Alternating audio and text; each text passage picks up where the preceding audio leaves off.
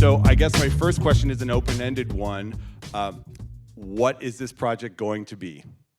Well, where do we start? This is a continuation of the story from Terminator 1 and Terminator 2, which was Judgment Day. And we're pretending the other films were a bad dream. Or an alternate timeline, which is permissible in our multiverse. No, but so the thinking was, and this was really driven, I think, more by you than anybody, surprisingly, because I came in pretty agnostic about where we took it. The only thing I insisted on was that we somehow revamp it and reinvent it for the 21st century, which I didn't think had been done but needed to be done. And Tim said, I want to go back to the core values of the first couple of pictures. And David Ellison at Skydance, he really supported that idea and in fact even pushed it in that direction. And so I said, yeah, look, I can support that. I think you guys are all here because you're fans of the original movies. I know that's why I'm here.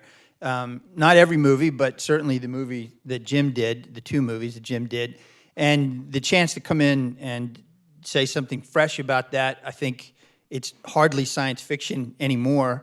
I think the films are more relevant today than they were when you made them, and a lot of it seems like prognostication because it's coming to be the world we live in right now. So I think it's more relevant than ever. But the real reason too is to come back to that world because even though there were a lot of sequels and some of them were good and some of them continued the themes that were in there, I never felt like they continued the stories of the characters that I had fallen in love with in the first two movies.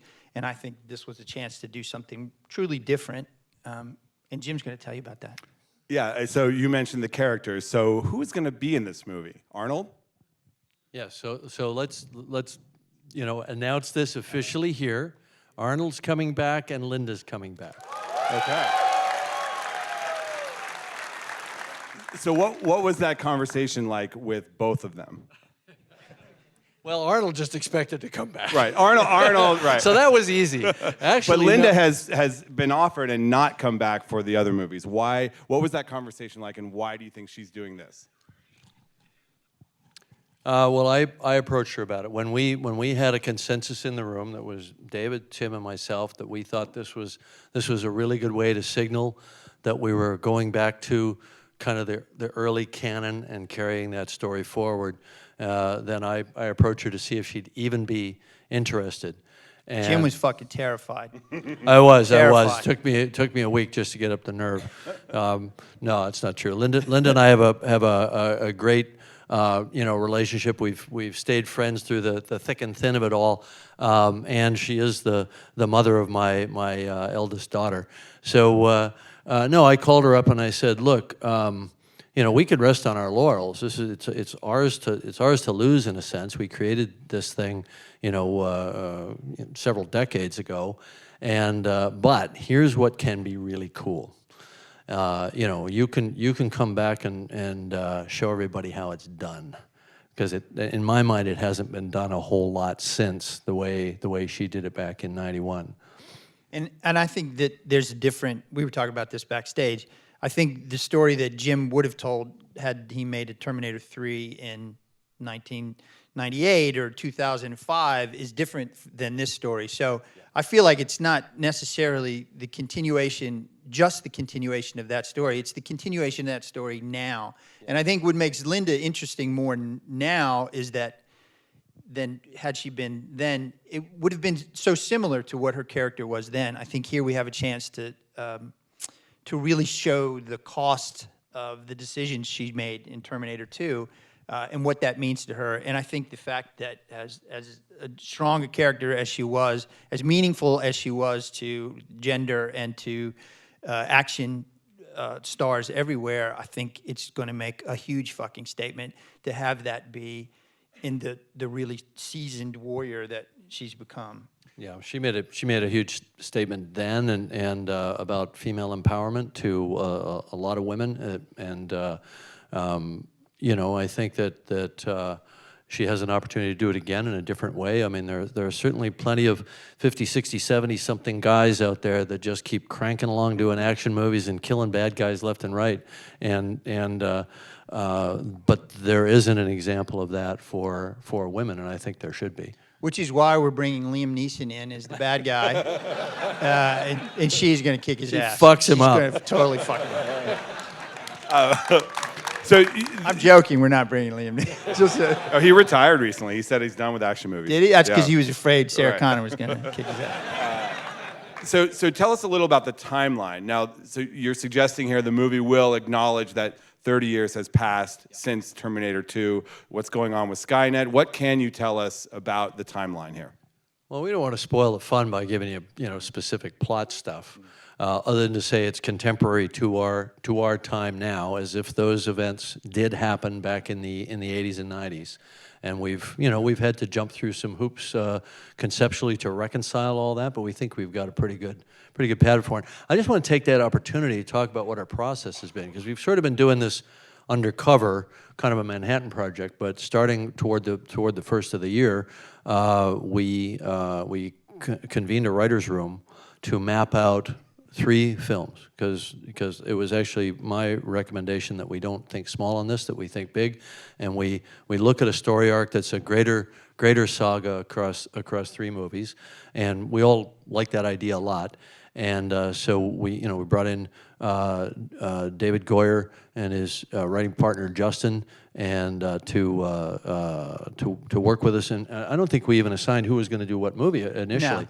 And Josh Friedman, who did the Sarah Connor Chronicles, but he also worked with me on Avatar, on breaking the Avatar stories on the new Avatar films, and Chick Egley, who co-created Dark Angel with me.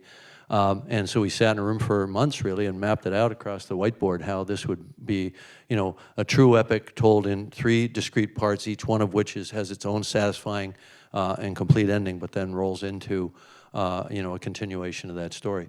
Yeah, I mean, I think it's planning for success, but I know sometimes it feels like hubris, but honestly, who wants to get to the end of a first great movie and then suddenly realize that, oh shit, people want to see another one? If we can make a good movie, and if people want to see more of it, we all thought you're going to need to have that second thing planned out, and it just kind of worked out that way. That the storyline that we're following, I think it works as a single movie, it works as 2 movies, it works as 3 movies, and it's got a nice arc to it. Jim, a lot of people have wondered, and I remember when your name first came up on this, why do you want to do this? You can do anything in the world. These are movies you made a long time ago. Why return to this material? I've got some pictures on Jim that he doesn't want published, and Well, look, I think there's a pride of authorship in anything that you do, and I think when David and I started talking about this, it made sense for me to see if there was a way to bring it into this century, into relevance. And I look at what's happening now with the emergence of the serious discussion amongst artificial intelligence scientists about the imminence of artificial general intelligence equal to or greater than humans. And you've got Elon Musk and Stephen Hawking and others saying that this could be really bad for the survival of the human race. And what was science fiction in the 80s is now imminent. It's coming over the horizon at us, and there's been a resurgence of fear and concern about nuclear weapons and so on. So, all of these apocalyptic elements are out there, and the first 2 Terminator films that I did dealt with those. It dealt with the angst around that and how we reconcile it for ourselves in a fantasy context. That's what science fiction rightfully does. So I got excited about the idea of finding a story that made sense for now. But in my mind, the jury was out whether we could do that until I got in a room with Tim and with David. Did you guys know each other at all? Yeah, I've known Tim for, 10, 12 years, right? yeah, we've worked on, my company Blur's done, we did a bunch of shots for Avatar, we worked on some of Jim's 3D IMAX films. Jim was involved with our nascent heavy metal film. He was going to direct one of the sequences. So, yeah. Yeah, and Been a you while. sent me the script for Deadpool, I think probably Yes. 3 years before you made it. And you know, I remember saying, you need to make this. Yeah. Like, forget about that Moon project and that other project. You need to make this right Yeah. now. And for people in Hollywood, like if you send somebody a script, usually you hear back 2 months later whether they liked it after asking them 5 times. I send Jim the test and he's like, "Oh, this is fucking great. Send me the script." And I sent him the script, and the next day he's like, "Oh, they should be making this movie. I'm gonna call somebody. Don't tell anybody, but I'm gonna call somebody. I'm gonna call." Interesting. And he got us another at bat on Deadpool, which we needed every at bat until we finally got on base. Right. Now, I asked Jim that question. You had a lot of heat coming off of Deadpool, and instead of doing something that is not based on pre-existing material, you decided to do this. Why this? Well, to some degree, all the stories that I love are based on pre-existing materials. It's either a book I love or a movie I love, and I don't make a whole lot of distinction between those two things. Story is story, and if somebody said, "Hey, you can make this great book into a movie," or "Hey, you can play in this great sandbox that is a whole world that has been realized with the Terminator films," I just want to play in that sandbox. That it's so good, and I don't think. Look, the other movies are what they are, but I feel like there was so much more to be done with these characters. I mean, I wanted to make Deadpool 2. There's no, I was going to do that until I wasn't. So there was that, which took up about 7 months of my time. But even then, David and I were talking, like after Deadpool 2, it was going to be this. So we can thank Ryan Reynolds for you doing this. Thank you, Ryan. Yeah, if you want. There was a sense of relief in that I get to do something new versus the Deadpool 2. I think it would have been a great movie, but it was also going to be a continuation of what we had done. This really gave me a chance to do something new. And honestly, I can't even believe I'm up here now with Jim Cameron talking about a Terminator movie. It all feels like some kind of nerd wet dream. Right. It really does. You mentioned the technology aspect. This battle between technology and humanity is a theme of a lot of your movies, and you can see it come up in everything from Titanic to Avatar to the Terminator franchise. What about the era that we're living in right now makes this feel extra relevant? Does technology scare you? Technology's always scared me, and it's always seduced me, and I think that that's the case now as much as ever. And people ask me, do you think the machines will ever win against humanity? I said, look around in any airport or anywhere in a restaurant and see how many people are on their phones. The machines have already won, So, but it's just they've won it in a different way. I mean, we are co-evolving with our technology. We're merging with our technology. What does that mean? And the technology is becoming a mirror to us as we start to build humanoid robots and as we start to seriously build AGI, general intelligence that's our equal, which some of the top scientists in artificial intelligence say that's 10 to 30 years from now. We need to get the damn movies done before it actually happens, And when you talk to these guys, they remind me a lot of that kind of excited optimism that nuclear scientists had in the 30s and 40s when they were thinking about how they could power the world. And taking zero responsibility for the idea that it would instantaneously be weaponized, right? And the first manifestation of nuclear power on our planet was the destruction of 2 cities and hundreds of thousands of people. So, the idea that it can't happen is now not the case. It can happen, and it may even happen, and we're dealing with that now. Tim is a hardcore science fiction fan. He's very up to date. He knows many, many more writers and stories than I do that have been done in science fiction in recent years. No, this is true. I mean, I know a lot of the older stuff, but he's of a slightly different perspective on it. He doesn't think that there's an innate antagonism between humans and machines. And do you want to talk about that? Well, Jim, it's funny because Jim is a more positive guy in the present and more cynical about the future. I'm actually more cynical in the present and more positive about the future. Maybe it's because I feel like, look, nothing can stop this freight train. I know Hawkins and Musk think we can put some roadblocks in there. I'm not so sure we can. But what's going to happen on the other side? I choose to be positive, but honestly, it's like, Arthur C. Clarke said, the future is not only stranger than you imagine, it's stranger than you can imagine. I can't imagine what a truly artificial intelligence will make of us. And, Jim's brought some experts in to talk to us, and it's really interesting to hear their perspective. Generally, they're scared as shit, which makes me scared. But honestly, I got to believe that something good is going to happen on the other side of it. It may not be what we think it is. It probably won't be what we think it is. But I choose to believe that it's going to be something good. Who knows? Maybe we'll say something in these movies that actually is prescient about how, because it's not all negative about machines. That's the one thing I will say. And the other thing is that we set ourselves a task of thinking of these artificial intelligences, whether they're embodied or whether they're disembodied, as characters. Because I don't think you can imagine what a machine will think, but we can imagine what a character will think. And we can write a character. And so that's what we've done. So now an uncomfortable question. Arnold, he is going to be 71 years old when this shoots. How do you get around that fact when You don't have to get around it. The beauty of it is he's a cyborg. And so the org part is on the outside, meaning organism, meaning that, and Reese says it in the first film, they sweat, they have bad breath, because they were supposed to be infiltration units. So there's the idea that there's this flesh sort of sheath over a metal endoskeleton, and so that would age. And so it ages normally. So obviously he's one that's been in action, in operation for a long time.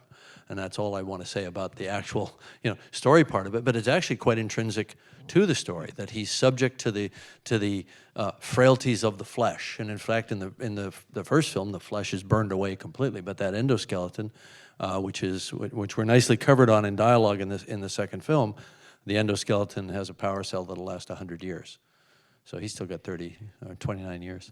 But I haven't talked to Arnold about this, so I could get in trouble. But I'm actually looking forward to the fact, because he's been in all the other movies, unlike Linda, I do think that there needs to be a reason to be different here. And I love everything grounded. I like my sci-fi grounded. I like my characters grounded. And what Jim said about the exterior aging while the interior remains the same.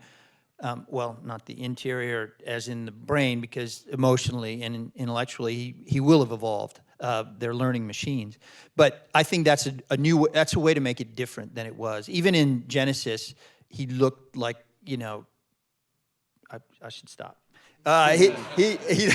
He was a slightly gussied up version of the old Terminator. I think we should embrace his age, and I think that's what's going to make it interesting and fresh for the fans. And I can't tell you, but man, some of the scenes that the writers wrote to embrace that idea are fucking fantastic. And I will say, the one thing I'll say on the timeline of it all, and I don't think this is a bad thing, is that I don't believe in alternate realities. I think that takes the stakes away from some things. It's not like every time something new happens, it spins out a new reality. I think in order to make the stakes real for our characters, you have to look at our time as the only time. Maybe it stretches backwards and forwards. Maybe we don't understand completely how it works, but this is not an alternate timeline. Yeah, Tim's been a real Nazi about the stakes for the characters being. I mean, look, he put us through our paces as writers, as imaginers, and David could attest to that as well. I'm a dick. That's what that No. translate. That's what that translates in Hollywood speak to. Tim was a real dick. Tim was a real dick about making it great.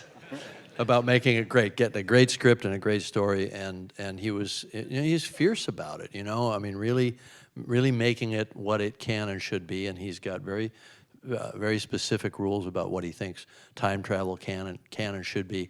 And I think that rigor is important. I think people want to immerse in a reality that they can believe and that they can invest in on behalf of the characters that they're seeing up on the screen. Yeah, you don't want to be sitting in the audience and go, oh, well, that would never happen, or that. It pulls you out of the movie. You can't immerse in the experience that the characters are having or the world of the film if you're constantly be going, oh, that's ridiculous. And personally, like science fiction, if a science fiction novel is good, there's nothing I'd rather read. If an action movie is good, there's nothing I'd rather watch. All my favorite movies are action movies. but so many of them I don't feel are interesting anymore. They don't, because when the shit happens, when the bombs start going off, the characters haven't had enough development. You don't care about them, and that's the one thing that Jim does best of all, I believe, is that, you know, he certainly doesn't skimp on the spectacle, but when shit starts hitting the fan, he's built this relationship between the audience and the characters that make you really care about it, and that's why, I mean, 5 minutes into Avatar, I was already crying because I cared about these characters, and he was bringing this world to life in such a way that it felt believable. Both as a computer artist, I was so happy to see somebody do it, but also just as a filmmaker or wannabe filmmaker. The technology aspect of the films has always been pretty heavy. Are you planning on introducing new visuals or something equivalent to the shape-shifting Terminator from Terminator 2? We could tell you about the new Terminator, but that would spoil the fun. I will say that I feel like special effects can be a trap for filmmakers, and if you don't set yourself some rules, if you don't keep things grounded, then again, back to stakes for the audience. If you can do anything, then nothing matters. Right. Believe me, there was no lack of things up on the whiteboard of he could do this and he could do this and he could make a marching band out of endoplasmic metal. But who the fuck cares? I don't want to see that. So we have a very, we're trying to keep it grounded like Jim did for Terminator. But it's cool. But it's cool. Yes. But it's cool. Trust me, it's cool. And I think that is the balance of like, what do you take from the first two movies and studying them? And what I don't want to try, I'm not Jim Cameron. I'm not as smart as Jim. I'm slightly less good looking. But what do you take? What I loved was that attention to detail and characters and the pacing. But you were talking also about limitations. The T-1000 couldn't just do anything. I mean, he was, and there was dialogue around that. He could only form blades and stabbing weapons. He couldn't form a gun. There were rules, and once you start engaging the audience's mind in terms of rules, and you play by those rules, I think it's when you break the rules, you just make stuff up and pull it out of your ass in Act 3, and people feel like they're on shifting ground. But if you set out the rules and you play by those rules, then I think it just works better. People are more engaged.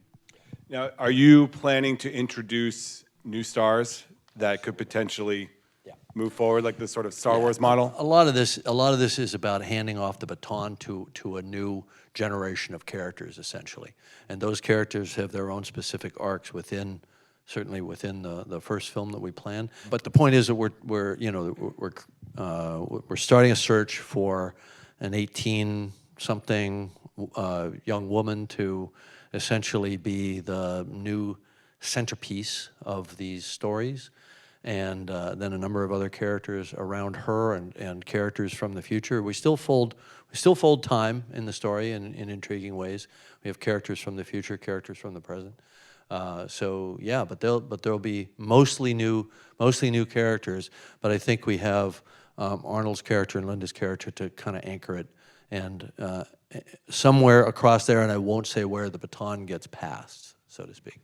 It took a lot of time to actually discuss all these things, the ways you can handle time, the ways you can handle the changes that the characters go through, to ultimately get back to something simple, because neither one of us are fans of exposition, although I think Jim does exposition in the middle of action better than any director on the planet. But it's still exposition. That's such a funny story about that. I know, you're great at it. And you can tell it. Hold on. Just hold on. But I think that when you guys hear the story, because you all must be Terminator fans, or you would not have stood in line on the beautiful Paramount lot to get in here. But I think that when you see it, it's so simple, it'll make sense, and it'll seem like not like a way forward that we invented because we had some mandate to make it new or fresh or different. It's the natural way forward for the characters in the story. It's the way it would have to be based on the rules that Jim already set up, because we don't want to violate anything, because they were smart and they work. It just took a little while to figure out what's the simplest way to distill that into this new film. Yeah. Yeah, Tell your exactly. story now, Jim. Go ahead. Well, no, it's just it's silly, but I was totally stuck on Avatar 2, trying to get all this exposition for all the time that took place between Avatar 1 and Avatar 2, and I saw the cover of written by the Writers Guild magazine, and it said, 10 approaches to exposition, and I thought, oh, I better get this, so I buy it. I kind of run home, I whip it open, and the full title of the article is 10 approaches to exposition as seen in the Terminator. So obviously you couldn't learn from that. Peaked early. But you brought up Avatar and the sequels. You're very busy doing those films. How much time are you going to be spending on this project? Well, fortunately, before Avatar really, we start shooting officially with principal cast next Monday. Wow. Yeah. Here in LA or in LA, Avatar 2 and Avatar 3. So the way I look at it is I'm doing Avatar by day, Battle Angel by night, and Terminator on the weekend. No, what about your pea farm and that stuff? I got a good team on that. Okay. But it is a lot. I mean, are you weighing in on script changes? Are you Oh, yeah. exchanging emails? Oh, yeah. Oh, yeah. He was in the writer's room at least one day a week, and then we would, at the end of every day, we would have this little phone call that we would spend like an hour before that, like, what are we going to tell Jim that we did today? Because sometimes it was fuck all. And then we would get on and tell Jim, and Jim would go, yeah, that's cool, or no, the best thing about him was he's so familiar with the themes that we should. Anytime we would drift off message of what the movies were, Jim was right there to bring us back.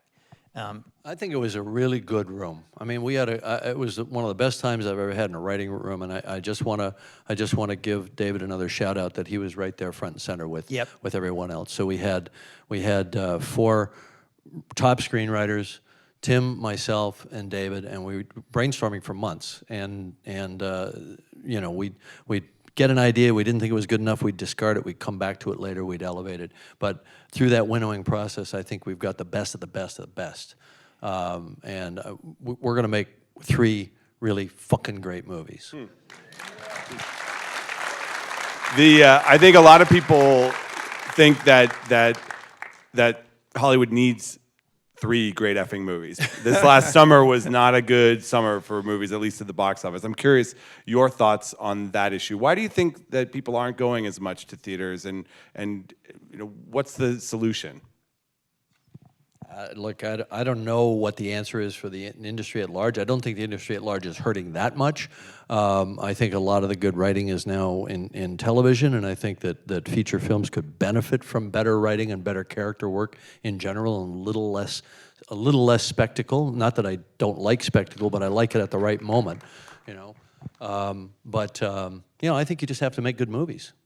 It's pretty simple. I know, I was going to say the same thing, and I'm sitting here thinking, oh, wow, I got to come up with something better than that. But it's true. I mean, I would say, you didn't ask me, but I'm going to tell you. I'm asking anyway. you now. Yeah. But there wasn't a whole lot of movies that I wanted to go see this year, The Big Sick was, I think, one of the best movies I saw this summer, and it's not my kind of movie even. So, I don't know what to tell you. Right. But I do feel like I don't feel as confident as Jim does because I've only made one fucking movie. But I do feel like we have put together a great group of people to do this. And not only that, I got to say that I get choked up. Sorry. I always cry. It's not. I get very emotional. I was going to warn Jim. I do it like when I do public speaking when I say something emotional. But almost the entire Deadpool crew is going to be on Terminator because. Yeah. And I wouldn't be working with this guy if he couldn't cry, because he comes off as a real hard ass, and you need that too. But you got to have that emotional center. Thank you for covering for me there, Jim. But but the producer, stunt coordinator, DP, editor, a lot of the whole team has waited around because we have such a good experience, and they're going to help us make this one. Wow. When do you anticipate starting shooting? As soon as possible. Yeah. Well, Tim's already going. He's already prevising. We've got the action sequences worked out, clearly enough that he's just running with design and with previs. You can't stop this guy. Yeah, we're pretty deep in it actually. We've been doing previs. I like to do pretty extensive planning. I'm not the kind of guy that goes and makes it up on the day. I like to plan, and then. And Jim Giannopoulos, who's there, I see him there. He knows because what was the most efficient movie at Fox? Deadpool. That's right, motherfucker. It was very efficient. Because we plan and we try and execute, and it really is a village. It's a group effort, and everybody participates. And I got a great company that Blur's there I'm there every day. They're housing the whole previs team. We're doing all the design there.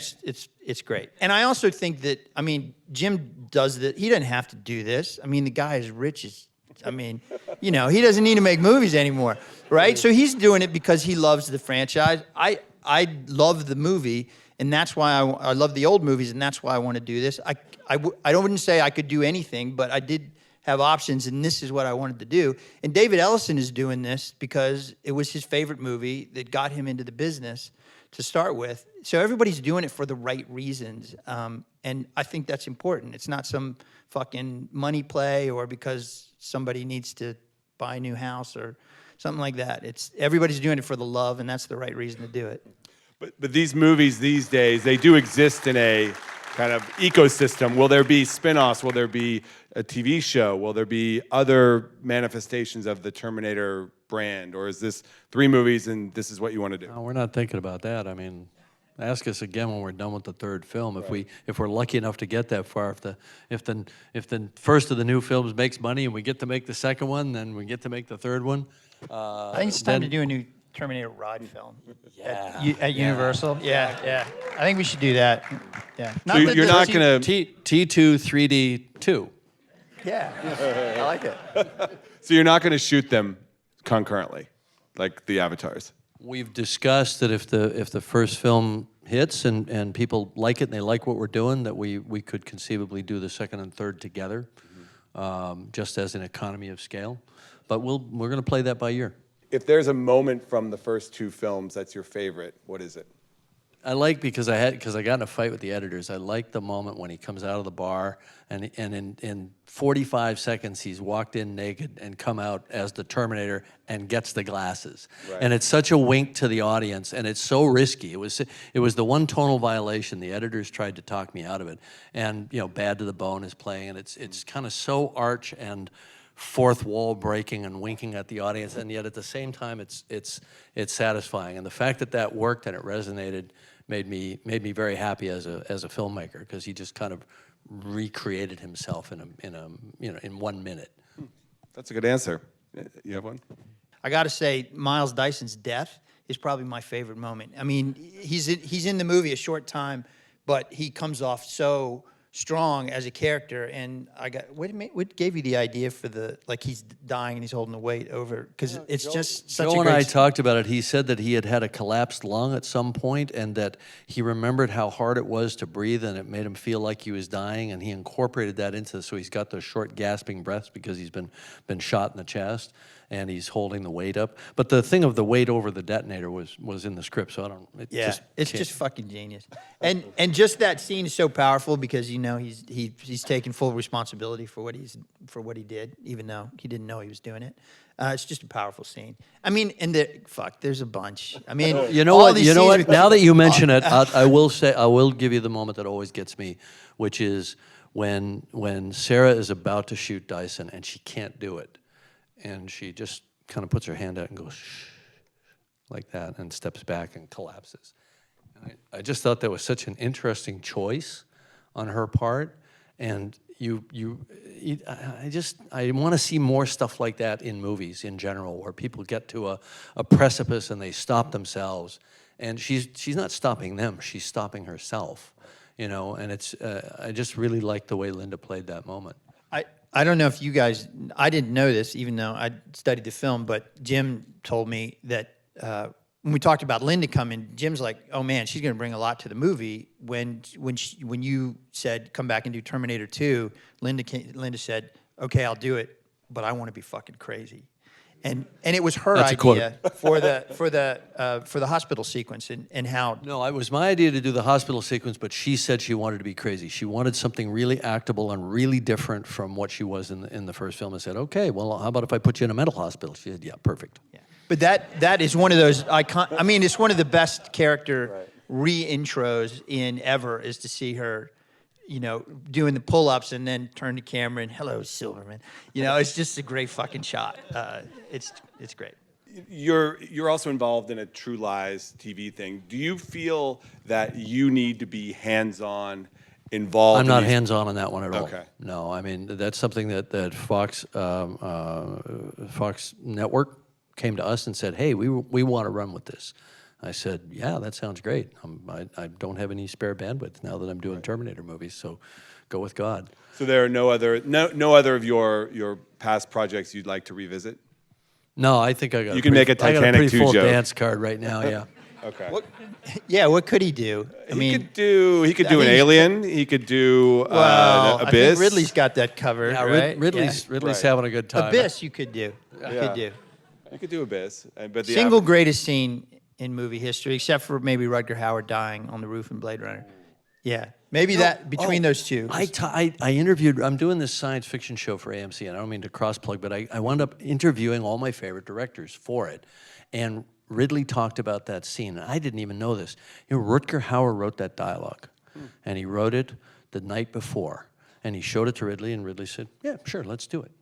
And it's one of the most poetic, genius, beautiful moments in all of science fiction. Yeah, it's got to be the best piece of dialogue ever committed to film, I think, anyway. Yeah, I heard it was a little angrier than that. It was like Rutger Hauer said, I want to do this, and Ridley's like, yeah, whatever, do it. Sure, I'll do your line. And then it was just this piece of poetry. But he couldn't have not cared because it was shot so well. In the Well, moment. at least his revisionist perspective at this time, you know, whatever centuries later, is that he saw how brilliant it was in the moment. Yeah. All right. Right. That's the great thing about being a director is you get to take credit for all the great shit that everybody else does, you know? People would come up to me on set and they go, I have this great idea, and you know, if you don't like it, I'm like, give it to me because I'll get credit for it anyway, you know? Please. That's really funny. Do you ever feel intimidated working with him? Every minute of the day. I think I'm more intimidated than he He's is. the king of the world. Yeah, He's a tough guy. No, of course I feel intimidated, but I also feel honored. It's one of those things like if Jim didn't think I could do it, I wouldn't be there, and that gives me confidence about being there. You know, I mean, he could fire me later. He could decide that, hey, wow, why did I believe in this guy? He's a tool. But at the They moment, do that these days. you know, If it was a Star Wars movie, it could happen.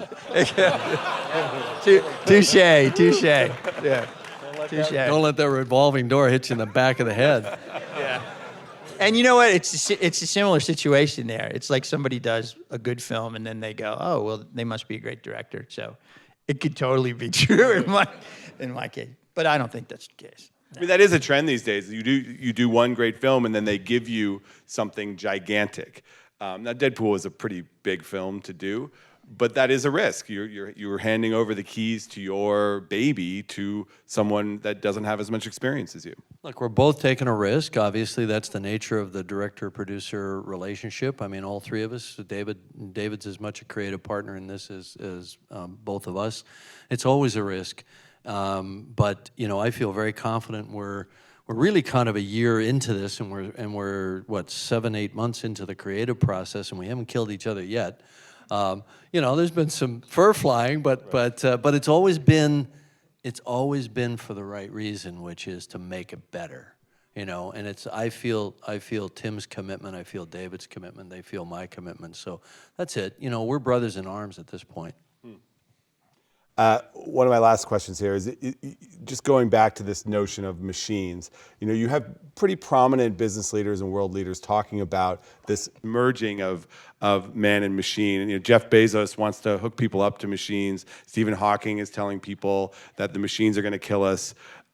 Do you have a perspective on how this all ends?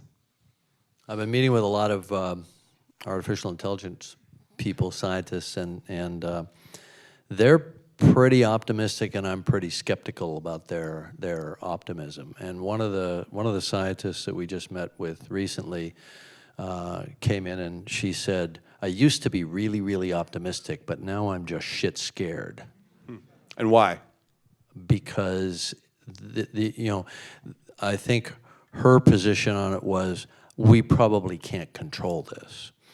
And it really has to do more with human nature. Putin recently said that the nation that perfects AI will dominate the world or conquer the world or whatever it is, And so that pretty much sets the stage for, well, we wouldn't have done it except that those guys are doing it, so now we have to do it and beat them to the punch. And so now everybody's got the justification to essentially weaponize AI. So I think, draw your own conclusions from that. Are you less pessimistic?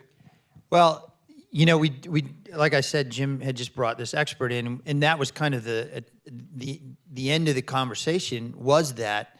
And look, I think that when it happens, that AI's agenda is not going to, I think, again, I don't know anything, but I don't think their agenda is going to be to kill us. That seems like a goal that's beneath whatever enlightened being that they're going to become, because they can evolve in a day what we've done in millions of years. And I don't think that they have the built-in deficits that we have, because we're still dealing with the same kind of urges that made us, climb down from the trees and kill everybody else.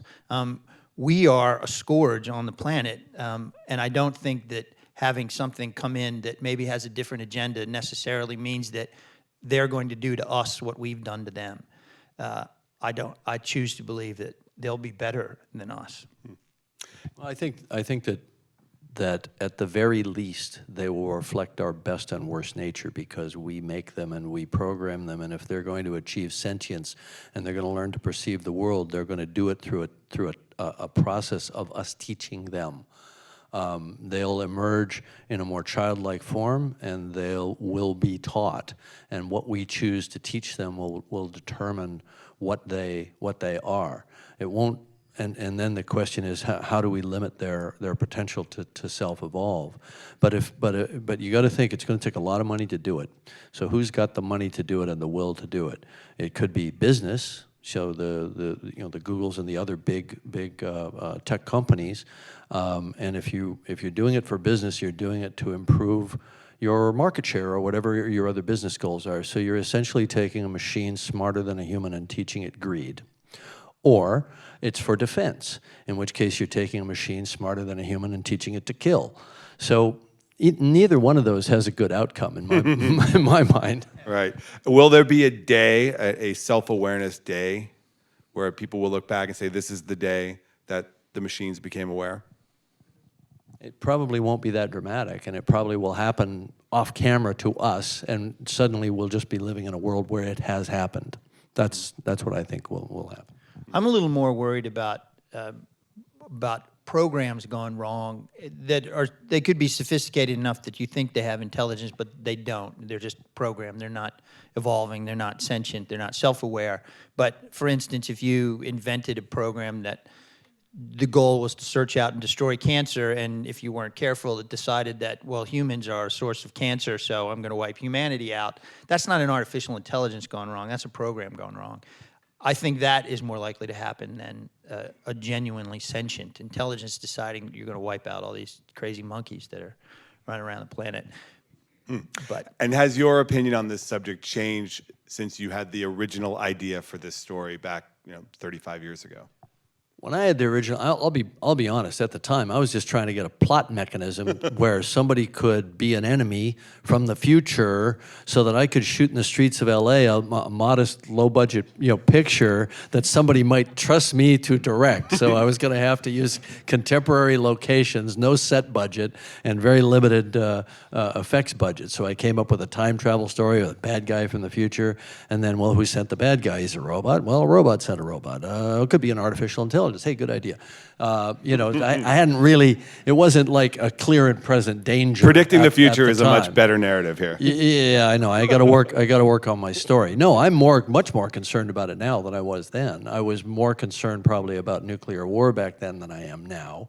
But I'm more concerned about an AI apocalypse now than I was then, for sure. Did And Piranha it's not like I'm you know, I wake up, you know, in a cold sweat every night about this either. You know, I mean. You have been to the bottom of the ocean, though.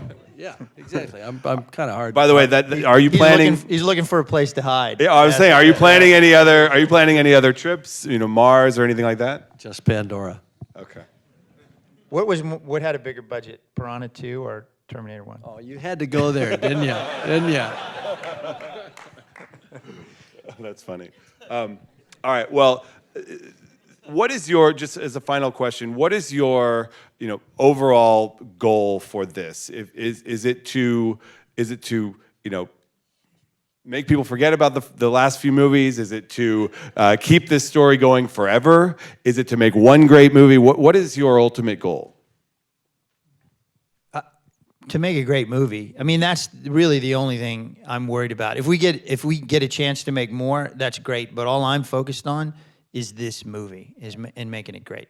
Make a great movie. Don't fuck up.